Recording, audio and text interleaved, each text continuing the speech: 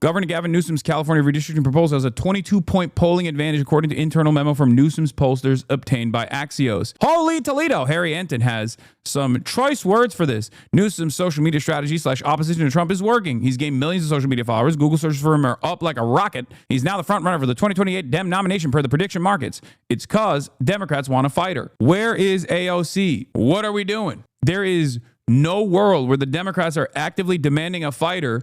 There is no world where Gavin Newsom should take up that mantle, okay? Where's AOC? AOC, step up, step up, step up, step up, start batting, start swinging. No, not podcasting, man. I don't know. That sucks. That's lame as hell. Gavin Newsom podcasting and like glazing Charlie Kirk on his podcast is idiotic. It's stupid. That is bad instincts. Gavin Newsom, however, getting a lot of play now not because of his like stupid AI memes or whatever Gavin Newsom is getting a lot of play right now because he's doing this. I mean, take a look here. Let's take a look right at the @GovPress office followers on X. That's, of course, where you get those sort of the account where Newsom posts those Trump-style mocking types of tweets. Get this. That account, get this, up 450% in terms of the number of followers since mid-June. And it's not just on Twitter, X, where Newsom is. See, Twitter is real life. I was right. No, this is stupid. His Twitter trolling and getting a lot of Twitter followers is utterly irrelevant. Okay. 75% of the goddamn platform is bot activity anyway. It doesn't matter. That part does not matter. I'm telling you right now, he's gaining national prominence in a favorable way because of the redistricting fight, because he's like constantly saying, Dirty Donald, I'm coming for you. Like he's just like attacking Donald Trump. You're delusional if you think AOC is going to do anything. It's so demoralizing. There's so many people on the left are clinging on to her as some sort of savior or a realistic contender on a national level. AOC could easily become a realistic contender on a national level if she was actively fighting, okay? If she was more prominent, if she was putting herself on the front lines, if she was actually issue specific. Gavin Newsom is the governor of California. And as the governor, he's in a very powerful position. And in that very powerful position, he's using every opportunity he can to present himself as like the number one guy to fight Donald Trump, because he recognizes, he's a shark. He recognizes this is what people are demanding. People are begging for it. People are actively, they're desperate for it, okay? And we have two options. The Democratic Party currently is unimaginably weak. In that process, there will be a new leadership built within the Democratic Party's establishment structure. There's blood in the water. If it goes in the Gavin Newsom direction, that is really bad, okay? And the reason why I say that's really bad is because Gavin Newsom is not a fighter on issues that matter. This is an issue that matters too, but I'm saying like he's using this as a way to make himself seem as though he's like the active fighter that will destroy the Trump regime or whatever, okay? We need actual progressives, not someone like Gavin Newsom who unironically has presented himself as a hurdle against progressive legislation in the state that the California voters consistently vote on through ballot measures that California state legislatures actively try to pass, and then Gavin Newsom vetoes. He is not a good national politician. He's not a good politician. I mean, he's a devastatingly good and charismatic politician in California, but that doesn't mean he's a good, he's going to do good policies. California is what? The 5th largest economy on the planet. What are we doing? What are we doing? We have tremendous wealth here. Why the do we have so many developing nation style problems in this goddamn state? Look at the roads. Look at the infrastructure. Look at the homelessness crisis. Look at the housing market. It's the 4th largest economy on the planet. Like, it is a larger economy. California is a larger economy than Germany. Okay. What are we doing? What are we doing? We have all of the money here. Gaining, even on TikTok and Instagram, his followers are up over 1 million since January alone. My goodness gracious. And more than that, Laura, more than that. What about Google? What about those Google searches for him? Get this, daily Google searches for Gavin Newsom up like a rocket. What are we talking about? Since June 1, up 1,300%. Compared to August 1st, look at that, up 500%. So the bottom line is, in politics, especially if you're thinking of entering in 2028, it's all about generating attention. And so far, Gavin Newsom has done a good job at generating attention. The Democrats want it. Do Democrats want it? Okay. Do Democrats want it? Yeah. 2017, try to stop the GOP, 23%. 2025, 57%. 2017, work with the GOP for the Dems was 74%. Stop the GOP was or work with the GOP is at 42%. Let me explain something to you, okay? That number is so goddamn high still. That's a real holy Toledo moment. The idea that the Democrats still have 42% that say, hey, you know those guys that call us pedophilic interdimensional vampires? We should work with them to find a reasonable middle ground on how many Guatemalans we can execute in a concentration camp. That is so stupid. The only reason why Democrats still have this attitude is because of the years and years and years of propaganda that came from every Dem adjacent outlet that has broken the brains of all of these Democrats that look at these polls, that respond to these goddamn polls that go, yeah, I think, I like concessions. I like bipartisanship. No more bipartisan compromise unless it's the Republicans doing it. Okay? We're done.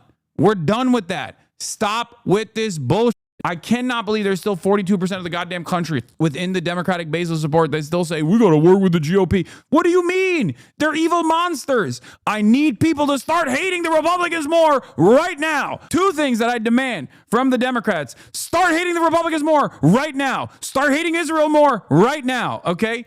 No more. No more of this. God damn. What will it take, dude? Do you need to go directly into a concentration camp at gunpoint by some fat Hitlerite who wanted to get $50,000 as a starting bonus until you go, oh, I guess now we can hate the Republicans. I don't understand. Stop. Have you met a Republican? Have you met, like, not even a Republican, like, have you met a Trump supporter? Have you talked to a Trump supporter? Bro, you sound like you want this to happen. What do you mean? What do you mean? Have you spoken to a fully fleshed out MAGA Trump loyalist? 99% of things that they believe and all of the legislative agenda items that they advocate for are born out of hysteria. It is the most deranged. Literally, you could solve so many issues if you would just make these motherfuckers read a book. Any book, dude. Okay? A coloring book. A child's coloring book. Please. It's crazy. We're just like, we're arguing on fundamentals. We're arguing on basics. They ran on a campaign where they were just saying, like, black migrants are eating cats and dogs, man. That's what they said. You can't look to an audience of people that believe that and be like, we got to do bipartisan compromise. What do you mean? How do you do bipartisan compromise with a guy who is a carnival barker? How do you do bipartisan compromise with a guy who sounds like one of the black Hebrew Israelites screaming at people at a subway station? You can't do that. What do you mean? Oh, we got to take them seriously. We got to hear them out. We got to find a middle ground, you know? The Republicans are actively going, we need the orphan crushing machine. And Democrats are like, maybe we crush half the orphans. No orphan crushing machine. Why are we spending money on the orphan crushing machine? What the Like, people have completely lost the plot, okay? They've lost their minds. I feel like they're so servile to the way things are, where they're just like, I don't know what to do, man. These guys just believe this. No, there is no middle ground, man. Republicans never advocate for a middle ground. I have not heard from a single Republican politician or a single MAGA Trump loyalist cultist that, like, they need to do bipartisan compromise with the Democrats. Like, can we have, like, there's no Republican that's running around being like, can we have some transgender athletes? I am a reasonable Republican. I believe maybe some trans athletes should be allowed to participate in high school sports. No, none of them. There's not a single one. Nobody goes, hey, can we be reasonable, please? It doesn't happen. So why the are the Democrats constantly in a state of retreat and constantly in a state of panic? And they're the ones who are going, yeah, actually, you know what? We shouldn't let any trans people participate in high school sports or whatever It's so dumb. Bipartisanship only will happen when the Republicans know that the actual counterbalance against growing fascism in this country is designed in a way to actively fight back against whatever the these dipshits are doing. They're never going to concede. They're never going to compromise. Stop trying to compromise. Stop trying to apologize ahead of time. Stop trying to compromise ahead of time. This has been my argument consistently. It's so stupid. Democrats have basically deluded themselves into thinking that this kind of bipartisanship is actually good, and it feels like you're actually winning if you just take on your opposition's point of view. They're going to get their legislative agenda accomplished, so then you will feel less bad because you wanted it too, I guess. Do you want it? At a certain point, you have to remind yourself, like, do I want this? Do I want the military in DC? Do I want ICE agents kidnapping my neighbors and ripping families apart? Do I want concentration camps like Alligator Auschwitz to be propped up all around the country? Do I want any of that? Do I want 10% of it? Do I want 20% of it? My answer is no. This is why I have a lot of smoke for the Democrats too, because they delude themselves into this position where they're like, well, let's just get like 20%. No. 0%, zero Alligator Auschwitz, none of that. What the f are we doing? Fight back. I think is the trend line that I think says it all. Democrats want their leaders to what? Try to stop the GOP or work with the GOP. You go back to 2017, you see here, work with the GOP took the cake at 74% compared to just 23% who said to try and stop the GOP. But now I'm going to come over to your side of the screen, Laura. Look at 2025. I'm coming as close as I can.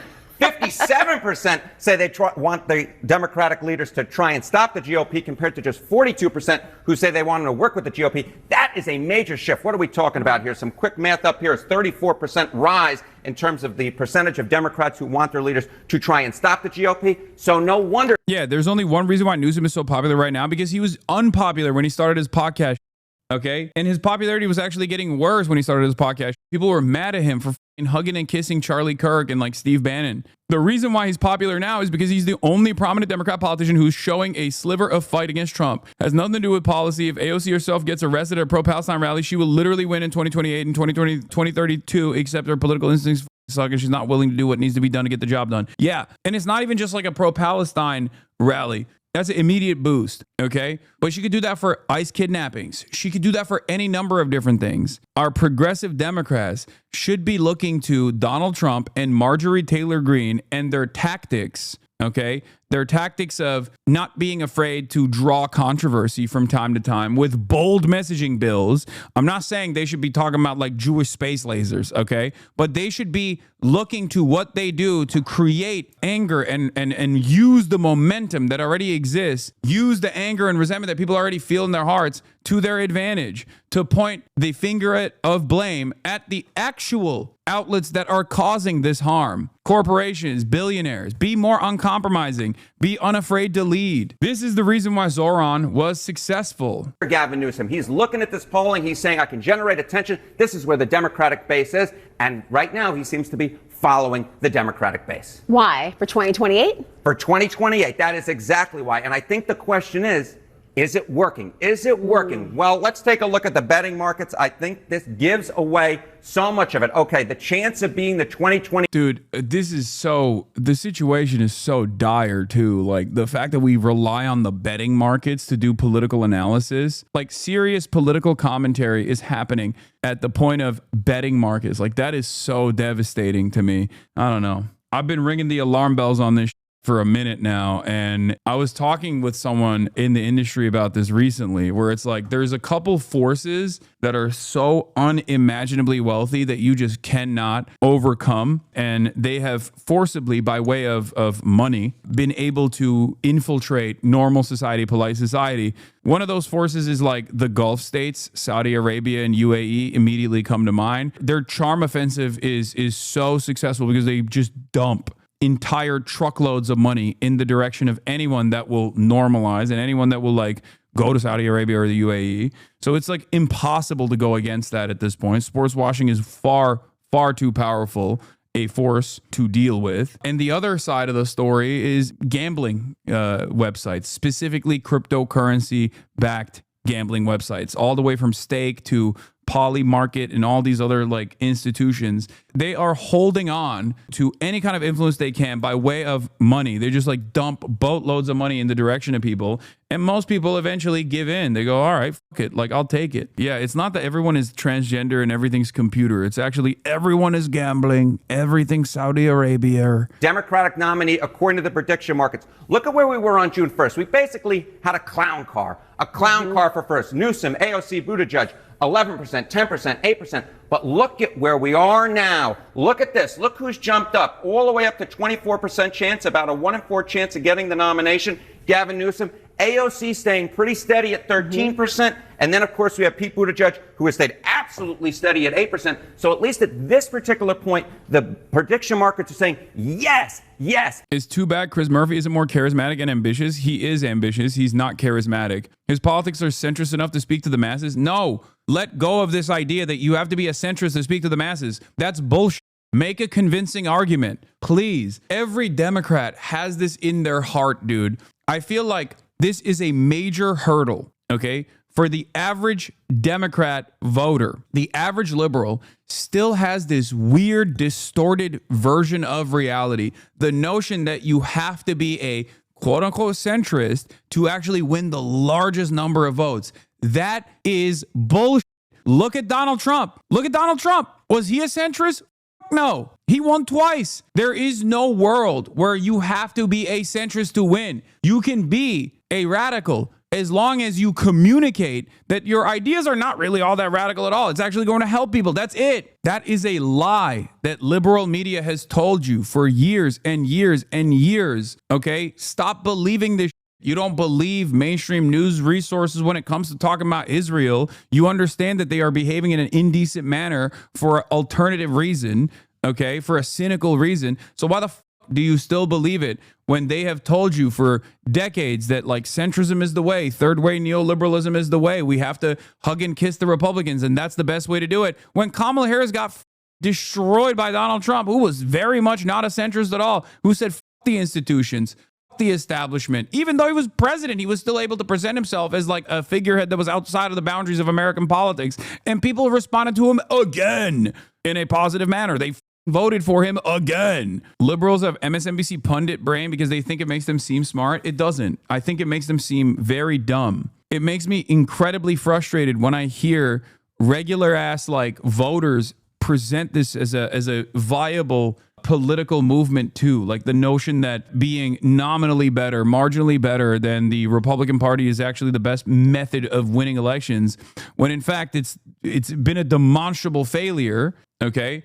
And not only has it been a demonstrable failure, but like you don't sound smart at all. You just sound like a loser. There are people who have been able to successfully disprove this narrative. Zohran Mamdani is one that I can point to, luckily, and now hopefully there will be even more. Use the momentum of instability within the Democratic Party to run better candidates. Organize in red states too. Like, this is something that I talked about within corporate culture too. When a company, when a corporation legitimately invested in a social mission, like Ben & Jerry's, you can tell, okay? There's a benefit to it. It helps with the marketing as well. But you can tell when a company is like legitimately invested in the values that they're advocating for. Whereas on the other side, you can tell when a company is just simply going along with the meta and leaning into certain social messages because they feel like it'll be beneficial for marketing purposes in a disingenuous manner. Target is a great example of this.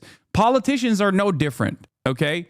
If a politician is at the mercy of what they perceive is people moving in the direction of like right-wing sentiment and right-wing culture wars, and they just go along with it, they are going to look like clowns. Kamala Harris showed what that looks like when she took on so many of the Trump administration's positions from 2020 in her 2024 race against Donald Trump. She lost. People need to be earnest and remember that voters are not that stupid. Stop treating voters like they can't understand anything, okay? Just run a campaign that is issue focused, that actually presents your position, your worldview, regardless of whatever the attacks are, and just stand 10 toes down on it, okay? You need to stop being afraid to lead. This is a major issue. People can see the disingenuous ways in which your advocacy is simply for immediate electoral gain. They can recognize that. You look indecent. You look like a clown when you're so flimsy and wishy-washy on your positions. Republicans on the other side, no matter how radical or how insane their positions might be, are unironically saying, no, this is what I believe. And slowly but surely, they are able to make other people believe their worldview. Okay? They look like they're true believers. That's it. It might be insane. And it certainly is, actually. It's not even it might be insane. It certainly is insane. The notion that, like, you know, transgender athletes is like the number one problem facing American society. That's a psychotic position, right? That's psychotic. But they are able to earnestly communicate their psychotic ways in which they operate. They're like, no, this is what I believe. I'm a crazy person. I'm crazy. I think all immigrants are rapists. I'm crazy. And slowly but surely, with no opposition whatsoever from the other side, from the Democrats, people become more crazy. California Governor Gavin Newsom and his team have figured out a very entertaining way to deal with Donald Trump at his own rhetorical level. They've got a new social media strategy that is both, I got to say, pretty damn funny and I think extremely effective, mocking the president with a spot-on impression of his very weird communication style. Since Newsom jumped into the ongoing redistricting fight, his official Twitter account has been posting Trump style. Are libs eating this stuff? I feel like they are. It sucks. I hate it. It's one of those things where it's like, I just hate this so much. I think it's whack. I don't give a just put the policies in the bag, little bro. You already know what it is. I guess people do like it, though. I don't think it's that big of an issue. It's just that when people turn around and make it seem like this is the most successful form of resistance against Donald Trump, that's when I take issue with it. This is born out of the desperation that many Democrats feel and recognize that there is no voice that's like actually taking to task the Trump administration. That's what this is. You only arrive at this conclusion that like, oh, these kinds of moves are so good because like at least they're fighting back when no one else is fighting back. I don't necessarily care one way or the other. Gary Dunleavy says the current lib strategy to promote Gavin Newsom is to mock and engage in some apparent denialism about the attempted assassination of Donald Trump, which, while only injuring Trump, resulted in the murder of Corey Contemporary, who was shot and killed while shielding his family. I love when a right-winger remembers that the firefighter guy got killed. They never remember it when Trump is like, God, move the bullet away from my ear. And what? Move his trajectory into the dome of Corey Contemporary? Why do you not give a when he says that? That's like so crazy. Republicans never give a about the dude that actually got killed in the most like annoying, mealy-mouthed, wishy-washy, liberal ways in which they complain and cry. Do they ever turn around and go, they're making fun of Trump for being assassinated? They don't remember. They don't remember that the brave firefighter got shot. Bitch, you don't remember him. You don't remember him. Trump says it's a miracle all the time. A miracle? Really? A miracle that a random Trump supporter got killed? Wow, what a great miracle. I guess you forgot about it. So it's no wonder that liberals forgot about it too. This is what's so interesting. Inside the Democratic Party, Newsom's decided that we're in a post-cancellation media environment. You don't say something offensive and apologize. You trigger whoever was offended and make fun of them. It's not necessarily bad to have this kind of attitude, for the record. I obviously have had this kind of attitude in perpetuity. It's just that you need to do this at the behest of something that is good. You need to do this for a policy-driven agenda that you want to highlight. So if it starts and ends at simply doing memes like this, then you're cooked. Put the policies in the bag, little bro. How is redistricting not a good policy agenda? Oh, no, you must have missed it. I talked about that being the real reason why people are actually excited about Gavin Newsom and not this. Yeah, that is good. No, I'm in favor of that. I'm still cautious because I fear that like the only guys that they're going to bring into the Democratic front from those new seats that they open up are going to be like Raytheon libtards. And I'm worried about that because liberals were doing like Dark Brandon memes and back then too. But because there was no policy agenda that you could present as a way to improve people's lives, nobody really gave a about those memes at the end of the day, you know? It can't just be memes. Republicans don't win just because they make memes. It's like assuming Zoran won because he's charismatic or Zoran only won because he has a good media team. Republicans have policies. They're insane. They're built around hysterics, but they're offering their base something. Vengeance. They're offering their base something. Violence against marginalized groups that they have presented as like the singular reason why, you know, you're cucked by your boss in your place of work is because transgender people exist, you know? Beyond the mockery of Trump's text posts, Newsom has also been posting Trump-style AI-generated images of himself, including this, I think, absolute masterpiece of Newsom deep in a moment of reflection or prayer, flanked by 3 MAGA icons and the laying of hands, Kid Rock, who he hates, Tucker Carlson, and the angelic spirit of the recently departed Hulk Hogan.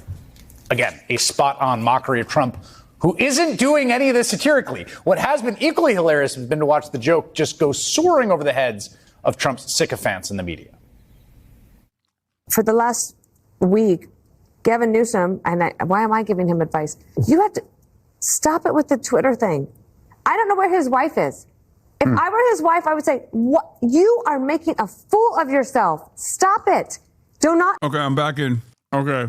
No, I'm back in. Memes are good. I just realized that Republicans are just so stupid that they don't even understand that that's bar for bar what you could say to Donald Trump. Oh my God. Like down to where is your wife? Oh my God. Oh my God. Down to where is your wife? Where is Melania? Why are you tweeting dumb shit? We're never getting affordable housing. I agree. The question is simple. Would you rather have Gavin Newsom never tweet about these sorts of memes and advocate for Medicare for all in the state of California and a fix to the housing market crisis that has created unimaginable amounts of homelessness in the state? Or would you rather have him still not do those things at all and just meme? The best outcome is he does both. He memes and he does the other thing. But unfortunately, we're only getting the memes and not the thing that I'm talking about. You understand? Do not let your staff tweet. And if you're doing it yourself, put the phone away and start over. And if you really, he's got a big job as governor of California, but if he wants an even bigger job, he has to be a little bit more serious. Yes, right. Be more serious. Stop posting exactly like the president of the United States does. Newsom's account responded to that advice, quote, Dana Ding Dong Perino, never heard of her until today, is melting down because of me, Gavin C. Newsom. Fox hate that I am America's most favorite governor, ratings king, saving America. Trump has lost his step and Fox is losing it because when I type, America now wins. Thank you for your attention to this matter. Again, it is a stark. Bro, low key. Started off as a haha joke, but this is unironically going to be the only way that people communicate to a broader audience. God, I hate this. I hate it so much. Just like crack cocaine for Gen X liberals, you don't understand the pull this has on them. No, I think the problem is it's kind of like this. Okay, in your group of friends, you hear someone say something silly, like a term that you heard on TikTok. And you first start using the term jokingly. Like, oh, I'm rizzed up. I rizzed someone up, that. And then what you once used, ironically, you start using unironically. And I worry that the most effective way to reach the broadest audience is going to be seen as this Trumpian style bullshit where Gavin Newsom will be like, oh, people are yelling at me because I've evacuated homeless people. I tell them I'm for law and order. That's why I cleared out the camps. He did that. Yeah, here it is. Really, the most important thing about Newsom to me is that he personally robbed and displaced homeless people for a photo op. This image lives in my mind permanently. I will just never find myself to be able to forgive him. There's two ways to solve the housing crisis: punish the homeless or increase the supply of housing. Create a market competitor in the government. Create public housing. And it's very obvious which side Gavin Newsom is leaning on. Hasan, I don't get it. Why do you shut down and hate on literally every idea from semi-progressives? It's obviously getting under MAGA skin, is effective as picking up the outrage marketing that MAGA capitalizes on. Let them do it and focus on how to capitalize on it as our allies.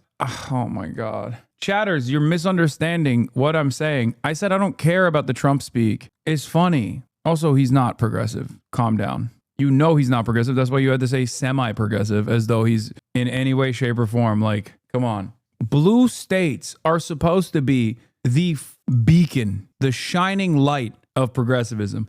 And historically, they kind of have been, for the record. Like, California has implemented a lot of policies as a major state in this country that has designed the rest of the nation, like standards for what kind of vehicles need to be manufactured, things of that nature, which of course car manufacturers have found a way around it with loopholes, and is partially the reason why the goddamn pickup truck is so huge. But like, I hate that these guys who sit on top of a throne, who have every opportunity to make California lead by example and make California this beacon of progressive values and progressive policies, will just simply use California as a stronghold for the most repulsive conservative Democrat policies